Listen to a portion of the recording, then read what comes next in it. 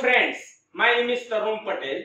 आज हम basic mathematics subject के अंदर वेक्टर चैप्टर में एक टॉपिक देखने वाले हैं। एक टॉपिक का नाम है यूनिट वेक्टर। यूनिट वेक्टर क्या होता है? A vector whose magnitude is unity is called unit vector. अगर कोई वेक्टर का मैग्नीट्यूड या मॉड्यूलस निकालो तो उसका आंसर 1 आना चाहिए, उसको हम यूनिट वेक्टर बोलते हैं। चलो दोस्तों, यूनिट वेक्टर का टॉपिक समझते हैं।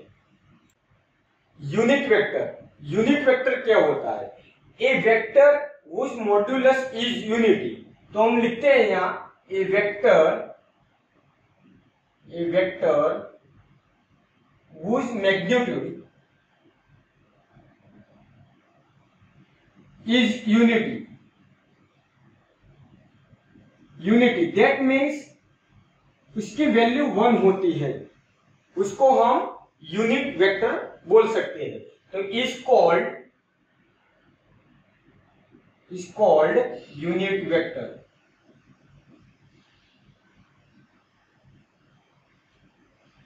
अगर उसका मॉड्यूलस या मैग्नीट्यूड 1 होता है, दैट मीन्स इसको हम इस तरह से भी लिख सकते हैं, mod of R bar is equal to 1। तो उसको हम, उसका मैग्नीट्यूड क्या हो यहाँ मिलता है, 1 मिलता है, तो उसको हम यूनिट वेक्टर बोलते हैं। अगर unit vector in the direction of R bar, तो उसको हम बोलते हैं R bar cap. Unit vector, generally unit vector is denoted by r bar cap। Means उसको अगर r होता है तो उसको हम बोलते हैं r cap। तो यहाँ r bar cap, read as r bar cap, ऐसा हम बोल सकते हैं। तो चलो, unit vector in 2 dimension and 3 dimension क्या होता है? अगर हम 2 डायमेंशन की बात करें तो इन R2 I is equal to 1 0 and J is equal to 0 1। ये दो वेक्टर लेते हैं, I is equal to 1 0 and J is equal to 0 1। यहां हम 2 डायमेंशन X और Y की बात करते हैं, ओरिजिन पॉइंट O लेते हैं। मीन्स यहां 2 पॉइंट लेते हैं P एंड Q, 1 0 एंड 0 1। यहां O 0 0, ओरिजिन पॉइंट O 0 0 लेते हैं। OX की डायरेक्शन में उसका यूनिट वेक्टर हम लेते हैं I कैप और OQ की डायरेक्शन में लेते हैं J कैप, राइट। तो हम लिखते हैं इन 2 dimension I is equal to 1 0 and J is equal to 0 1 are basic vectors in the direction of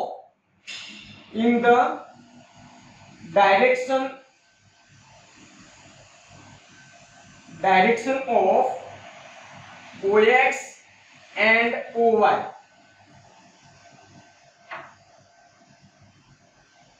vector OX and vector OY in 2 dimension में मिल लिया 1 0 and J 0 1 are basic vectors in the unit vector in the direction of vector OX and OY। अगर हम इसके example की बात करें, अब सपोज के R बार एक एग्जांपल लेते हैं, वेक्टर R बार मींस यहां लेते हैं 1/√2 और दूसरा लेते हैं -1/√2। हमने क्या देखा था कि इसका मैग्नीट्यूड क्या होना चाहिए, 1 होना चाहिए। तो यहाँ एक एग्जांपल लिया है, अगर उसका मैग्नीट्यूड यहाँ निकालते हैं तो यहाँ मैग्नीट्यूड हम चेक करते हैं ये यूनिट वेक्टर है या नहीं। अगर इसका मॉड्यूलस लेकर निकालते हैं तो क्या होता है, अंडर रूट मॉड्यूलस में क्या लेते हैं 1/√2 whole square plus -1/√2 whole square. तो क्या होता है यहाँ 1/2 प्लस 1/2, तो उसका आंसर आता है एलसीएम 2 होता है, तो 1 + 1 तो 2/2 इज इक्वल टू 1, तो उसका मॉड्यूलस हमको 1 मिल गया। इसी तरह से हम दूसरा कोई एग्जांपल हम लेते हैं, ये एग्जांपल पहला हमने लिया, दूसरा कोई भी एग्जांपल हम लेते हैं। अगर हम बात करें ट्रिगोनोमेट्री पॉइंट की, cos theta and sin theta, तो इसको हम आर बार बोलते हैं, वेक्टर आर बार।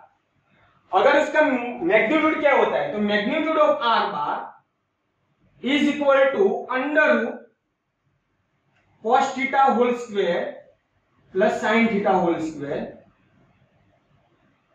तो उसका मैग्नीट्यूड क्या होता है, cos square theta plus sin square theta. हमने ट्रिगोनोमेट्री में देखा था, ट्रिगोनोमेट्री आइडेंटिटी है हमारी, cos square theta plus sin square theta क्या होता है, 1 होता है, तो √1 इज इक्वल टू 1 होता है। अगर हम R3 के बारे में बात करें कि इन R3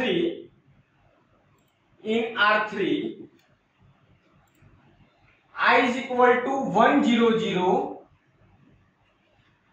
J is equal to 0 1 0 and K is equal to 0 0 1 are basic unit vector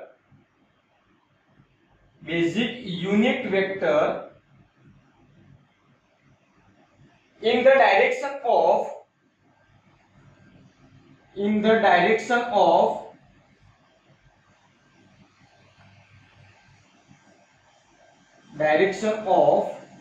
OX, OY and OZ लिखते हैं।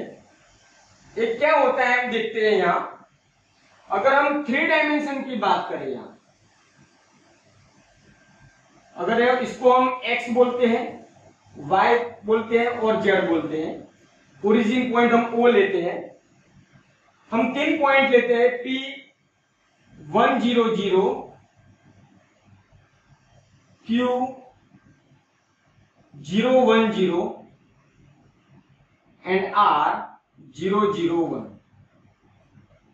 तो यहां X की डायरेक्शन में हम यूनिट वेक्टर यहां लेते हैं I कैप, Y की डायरेक्शन में हम लेते हैं J कैप और Z की डायरेक्शन में क्या होता है K कैप। अगर उसके एग्जांपल बात करें तो जिसका मैग्नीट्यूड 1 होता है, तो हम फॉर एग्जांपल लिखते हैं R bar is equal to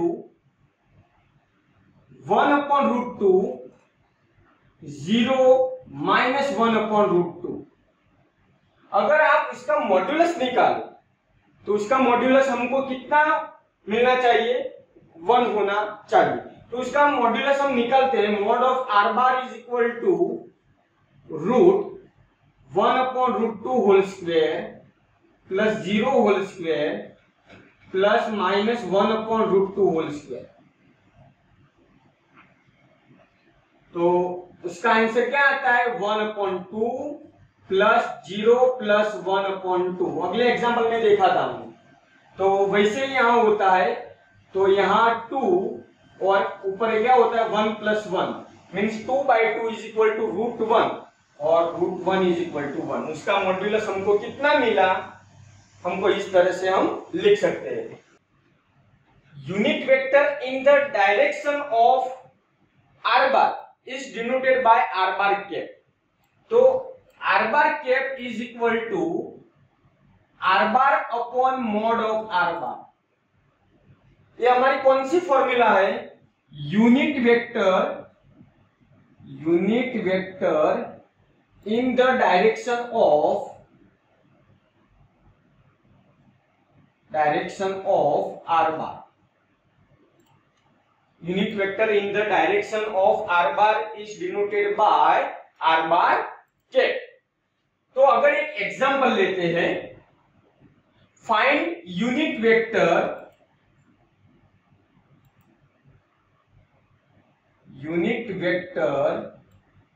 in the direction of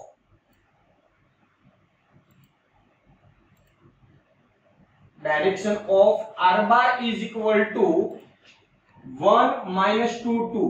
example हम लेते हैं, find the unit vector in the direction of R bar is equal to, यहाँ आर बार हमको दिया गया 1 माइनस 2 2।